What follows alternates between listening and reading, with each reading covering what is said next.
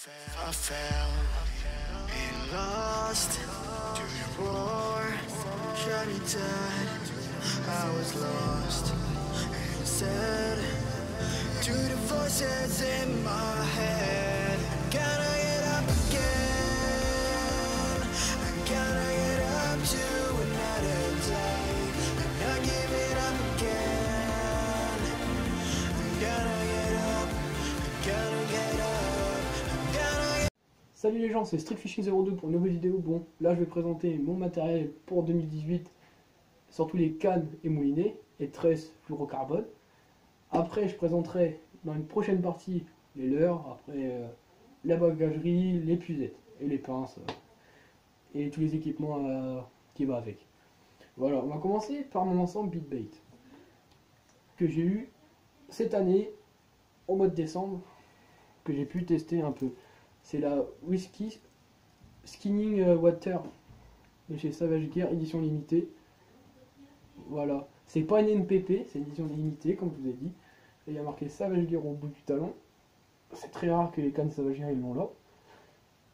Avec une couleur assez spéciale, camouflage un peu marron, marron clair et après militaire en marron. Voilà. Et avec un moulinet Abugaracia Toro Max que j'ai payé vraiment en moyenne gamme parce que je commence BeatBait. On verra bien si le moulinet va durer dans le temps, mais pareil qu'il y a beaucoup de monde qui l'ont, qui sont été satisfaits de ce moulinet là. Alors j'ai fait pareil, j'ai acheté. Déjà je suis pas déçu, c'est ça le problème. Voilà, je suis pas déçu.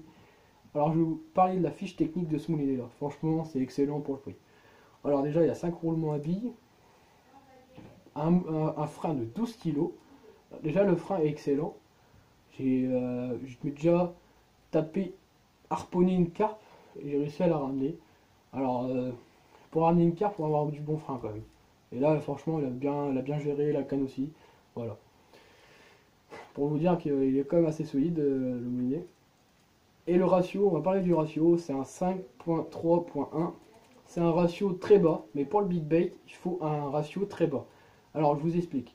Si vous prenez un ratio très élevé, qu'est-ce qu'il va faire quand vous allez mouliner? Vous allez ramener trop vite le leurre. Alors si c'est des gros leurres comme la Estrud de chez Savage Gear, si vous ramenez trop vite, elle va mal nager. Et si vous avez un petit ratio, même si vous moulinez assez vite, elle va bien nager.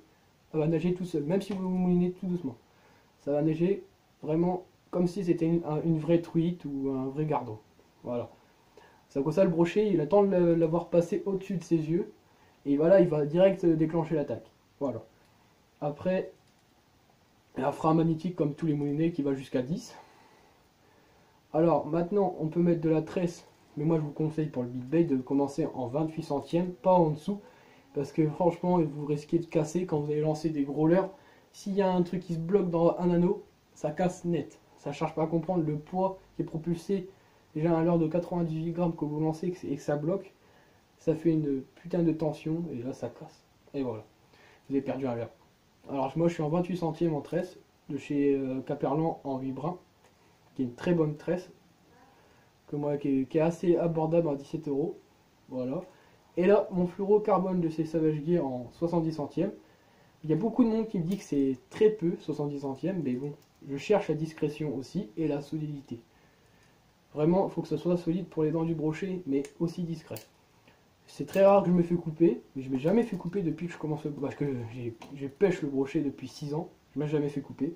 Avant je pêchais en 20 centièmes, je ne m'ai jamais fait couper. En 40 centièmes, j'ai failli me faire couper parce que le fluoro était très abîmé, je le changeais à chaque fois quand je faisais du brochet. Et là quand j'ai vu ça, je dis il faut que je change mon fluoro. Et là je suis passé en 70 centièmes. Voilà.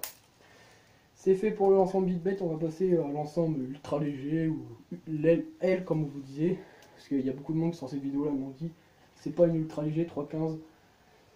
Mais bon, c'est marqué sur ma canne, une Whistler de chez Dam Ultra Jig. C'est marqué là. Je vais la mettre à l'endroit si vous n'avez rien à voir. Voilà. 315 grammes, 2,40 m. Avec un moulinet Dam, le contraste 420 FD. Il y a beaucoup de monde qui me dit pourquoi ils ont mis 420 FD. C'est tout simple. Chez Dam, ils ont fait une astuce. Ils n'ont pas fait comme Shimano et Daiwa. Ils ont pris les deux derniers chiffres pour dire la taille du moulinet. Comme là, c'est marqué 20, 420. 20, ça veut dire 2000. C'est un taille 2000, voilà. Voilà. Alors, le talon est en liège. Après, moi, je m'en foutais qu'il soit en liège parce que c'est une canne très sensible. Parce que moi, je mets mon doigt sur le blanc quand je pêche la truite. Et la perche en drop shot, comme elle est montée, là, elle est montée en drop shot. Par contre, elle est un peu emmêlée parce que j'ai pris un peu dans n'importe comment. Voilà. Et là, j'ai mis de la tresse de 10 centièmes. 10 centièmes avec un fluoro de 40 centièmes. Parce que je pêchais le petit brochet, la perche, le cendre. Et je pêche la truite avec. Mais la truite, je change de bobine parce que j'ai une bobine de rechange avec ce moulinet là. Alors je prends une bobine de Lignon de 5 kg et je pêche la truite avec. Voilà. Ça c'est juste pour carnasser la tresse et le fluorocarbone là. Voilà. Bon, les gens, si vous avez aimé cette vidéo là, likez-la. Et pour une prochaine vidéo, la prochaine vidéo, ce sera sur les leurres 2018. Bye les gens.